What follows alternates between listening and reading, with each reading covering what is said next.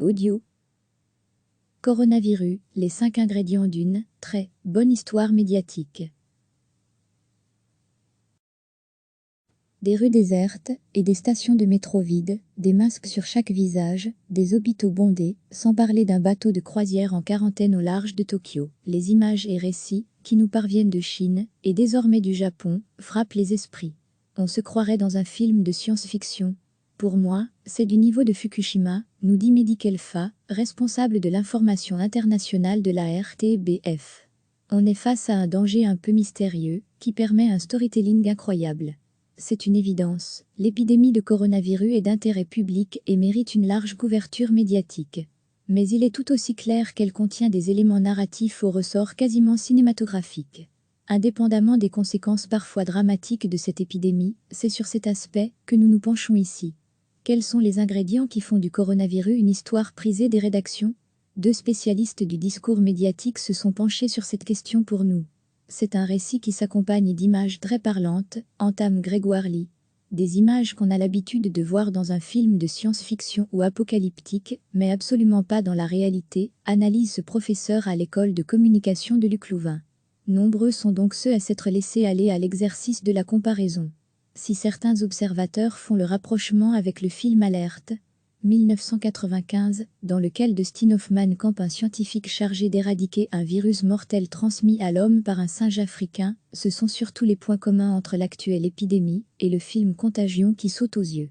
Dans ce film de 2011, le réalisateur Steven Soderbergh frôle la réalité. Le pitch de Contagion ?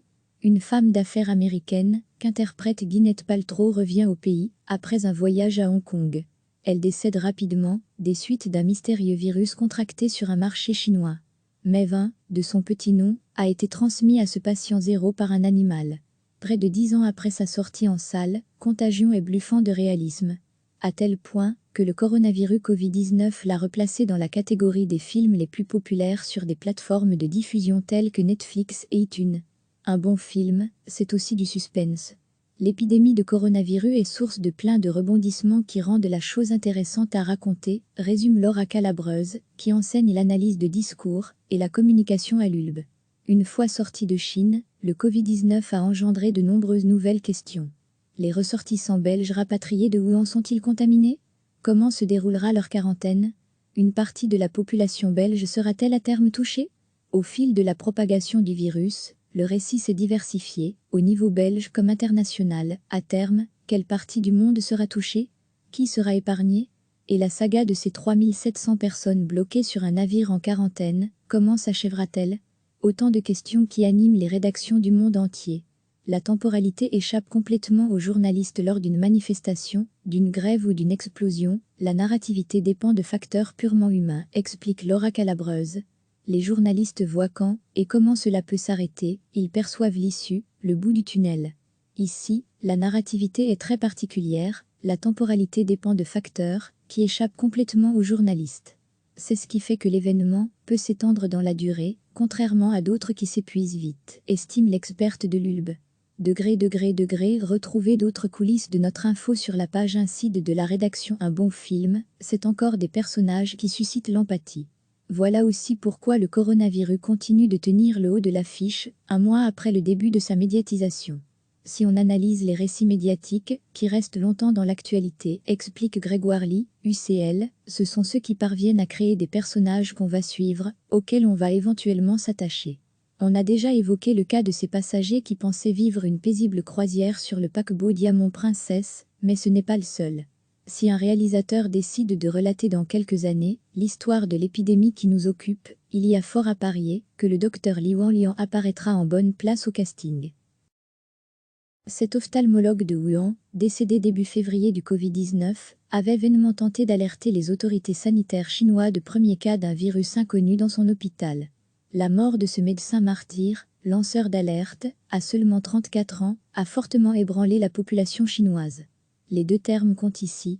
L'un renvoie à la nature de la menace, l'autre à son origine. D'abord, il y a ce virus, par nature intangible, incontrôlable, qui se propage de manière aléatoire, et en l'absence de tout vaccin. Cela réactive des peurs très présentes depuis longtemps dans nos sociétés, décode Grégoire Lee, UCL. Les grandes pestes du Moyen Âge, c'est quelque chose de très présent dans l'imaginaire collectif. Il y a ensuite l'épicentre de l'épidémie, Wuhan, en Chine. Nous ne sommes pas face à un événement purement sanitaire, souligne Laura Calabreuse, ULB. Il y a dans ce cas-ci une dimension politique qui s'ajoute, le fait que le pouvoir chinois, qui exerce la censure et contrôle très fort l'information, a caché des informations et mis en danger ses propres citoyens et la population mondiale. Cela a évidemment influencé les médias dans l'ampleur de la couverture à accorder à l'épidémie. La professeure de l'ULB lie aussi l'intérêt médiatique à l'aspect mondial de l'épidémie. Tous les événements globalisés ont un intérêt particulier, car il y a énormément de ramifications. C'est un terrain propice à raconter plein d'histoires, fait remarquer Laura Calabreuse. Les problèmes globaux, c'est assez rare, enchaîne son confrère Grégoire Lee, UCL. Ce risque de pandémie, c'est un récit qui parle de ce qu'est un monde globalisé. Pour les médias, c'est très dur de rendre compte de la globalisation. Ici, c'est une manière concrète d'en parler. C'est pour cela que ça suscite de l'intérêt. Cet article n'est pas un article d'info comme les autres. Sur la page incide de la rédaction, les journalistes de l'info quotidienne prennent la plume et un peu de recul pour dévoiler les coulisses du métier, répondre à vos questions et réfléchir, avec vous, à leur pratique. Plus d'informations, là. Et pour vos questions sur notre traitement de l'info, c'est ici. Recevez chaque matin l'essentiel de l'actualité.